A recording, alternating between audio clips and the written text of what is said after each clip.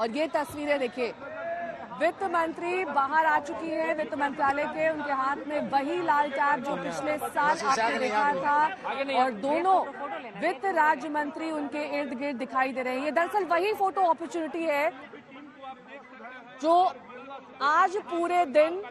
चर्चा का विषय रहेगी, और वित्त मंत्री के पिटारे में दरअसल क्या कुछ खास रहने वाला है ये भी देखना बेहद दिलचस्प होगा, क्योंकि लगातार सभी वर्गों की उम्मीदें वित्त मंत्री से जुड़ी हुई हैं, चाहे वो आम आदमी हो, चाहे वो किसान हो। संजय शर्मा मेरे सहयोगी इस वक्त तमाम जानकारी के साथ जुड़ गए हैं। संजय, वो आ गई हैं तस्वीरें जो हर साल हमें देखने को मिलती हैं, हाथ में लाल टैब के साथ वित्त मंत्री दिखाई दे रही हैं। Thank you ma'am.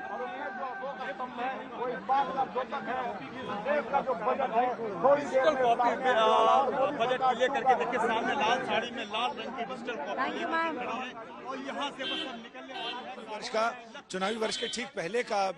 बजट है, और ऐसे में सबको उम्मीद ये लग रही है कि सबके लिए, सबकी पॉकेट के लिए कुछ न कुछ वित्त मंत्री के पास जरूर होगा। अब वित्त मंत्री यहाँ से रवाना हो रही हैं राष्ट्रपति भवन के लिए। जैसी कि परंपरा है उसमें सबसे पहले बजट की कॉपी राष्ट्रपति जी को दिखाई जाती है, उनके सामने पेश की जाती है, और इसके साथ ही धीरे धीरे काफिला अब राष्ट्रपति भवन की ओर बढ़ेगा, और वित्त मंत्री यहाँ से निकलकर, उनकी गाड़ी यहाँ से निकल रही है, और यहाँ से निकलकर वो, जैसा कि मेरे कैमरामैन नीरज, ये काफिला वित्त मंत्री जी का आगे बढ़ता हुआ, और इसमें बजट की कॉपी लेकर वित्त मंत्री निर्मला सीतारमण साथ हैं। धीरे धीरे चलता हुआ ये काफिला आगे जाता है, और राष्ट्रपति भवन यानी राष्ट्रपति जी को बजट की पहली कॉपी राष्ट्रपति जी को दी जाती है। चूंकि संविधान के मुताबिक ये सरकार राष्ट्रपति जी की सरकार होती है, लिहाजा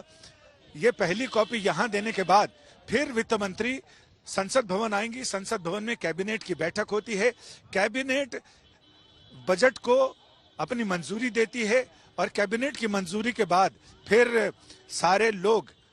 यानी उसके बाद बजट सेशन शुरू होता है, बजट पेश करने की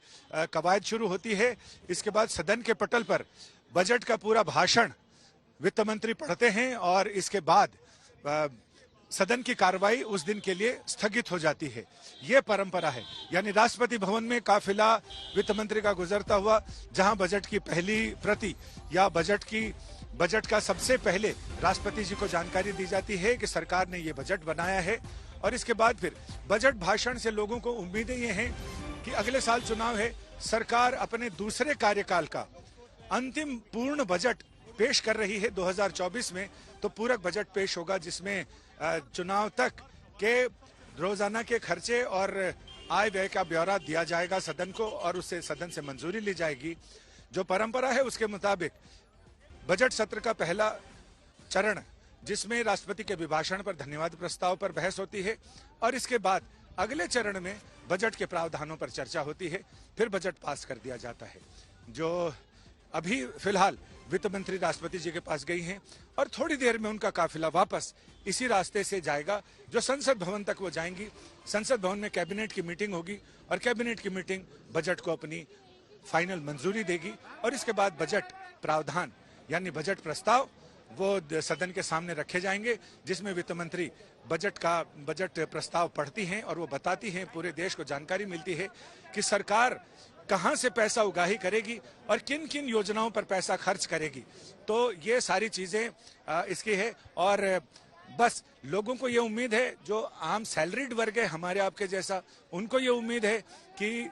इनकम टैक्स में कुछ छूट मिलेगी, कुछ जरूरी चीजें, जो बेसिक चीजें हैं, वो सारी चीजें सस्ती होंगी। व्यापारियों को ये उम्मीद है, उनको भी अपने अपने हिस्से की उम्मीद जरूर लगती है कि उस पर क्या चीज, किन चीजों पर सरकार आयात और निर्यात पर छूट दे रही है। पहले बजट का ये था कि बजट के समय ही चीजों के दाम घटने बढ़ने की बात आती थी, अब तो साल भर चीजें चलती रहती हैं, उस पर किसी का कोई नियंत्रण नहीं है। तो लिहाजा ऐसे में बजट